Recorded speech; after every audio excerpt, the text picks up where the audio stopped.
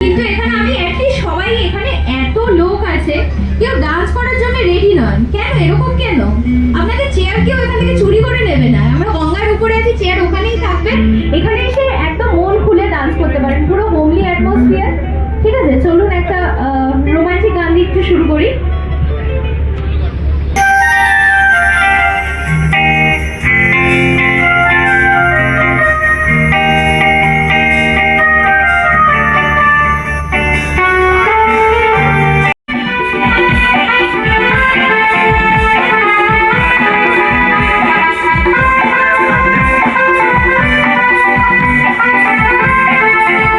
আমরা আজকে এসেছি গঙ্গায় বোটে 159 টাকার টিকিট কেটে। তা গঙ্গার মধ্যে ঘুরে আমরা পুরো কলকাতাকে অনুভব করব। তা রাত্রিবেলা গঙ্গার মাঝখানে বসে কি সুন্দর কলকাতাকে দেখা যায়, সেটাই তোমাদের আমি দেখাবো।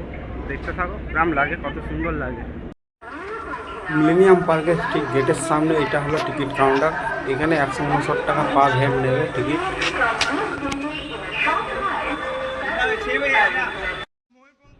কী করে আসবেন বলে দিচ্ছি, আপনারা মেট্রোয় উঠে যান, মেট্রোয় সেন্ট্রালের টিকিটটা কেটে নিন। সেন্ট্রালের টিকিটটা কেটে আপনি সেন্ট্রাল স্টেশনে নেমে যাবেন। ওখান থেকে কোনো বিবাদীবাগগামী বাসে উঠে আপনি বিবাদীবাগ স্টেশনে চলে আসবেন। বিবাদীবাগ স্টেশনে নেমে 1 মিনিট হাঁটলেই আপনাদের গন্তব্যস্থল মিলেনিয়াম পার্ক ফেরিঘাট।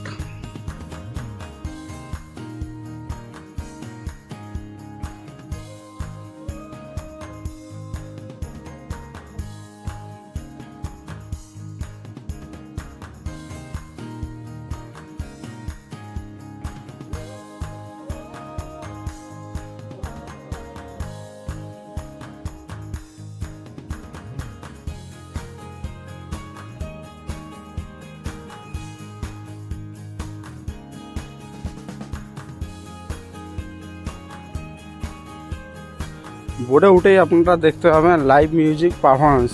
দুটো সিঙ্গার থাকবে, একটা লেডিস একটা জেন্টস। তারা সুন্দর অর্কেস্ট্রা দিয়ে খুব সুন্দরই গান করবে, আপনাদের নাচিয়ে দেবে। আপনাদের নাচার ইচ্ছা হলে ওখানে প্ল্যাটফর্ম আছে ছোট করে, আপনারা নাচতে পারেন।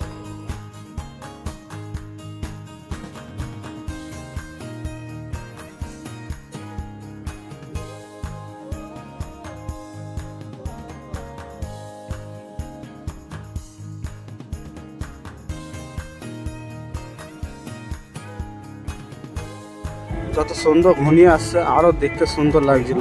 গঙ্গার মাঝখানে বসে চারিদিকে তাকাচ্ছি, শুধু কালারিং লাইটের আলো আর ঝলকা, আর সুন্দরই লাগছিল। প্রায় 1.5 ঘন্টা ধরে বোটে আমাদের সাফারি করাবে।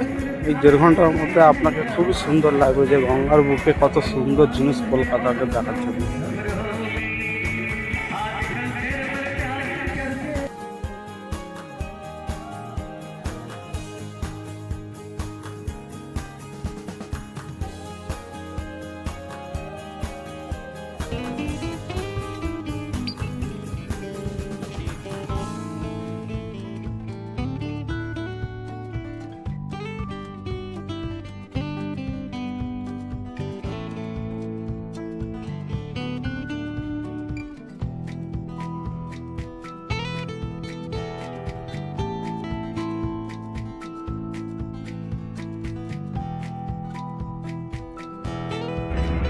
এটা আমাদের নিমতলা শ্মশান।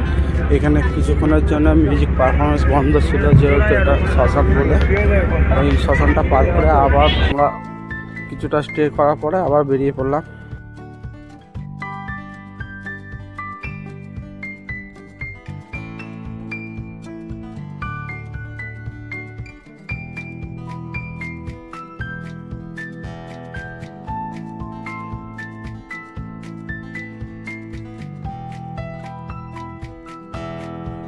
ওই যে হলুদ কালারের লাইট জ্বলছে, ব্রিজটা সোজা দেখুন, ইডেনের লাইট দেখা যাচ্ছে, খুবই সুন্দর লাগছে।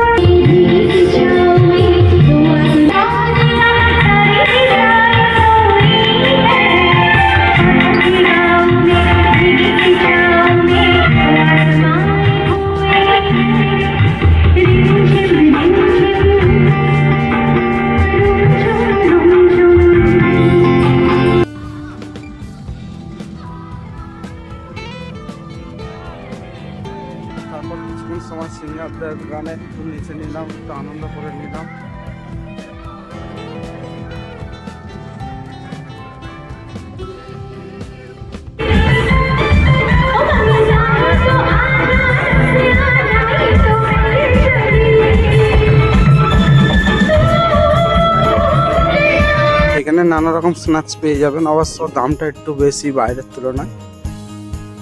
এই 1.5 ঘন্টা জার্নি আপনাদের কেমন লাগলো অবশ্যই কমেন্টে জানাবেন ও ভিডিওটা একটু লাইক করে দেবেন।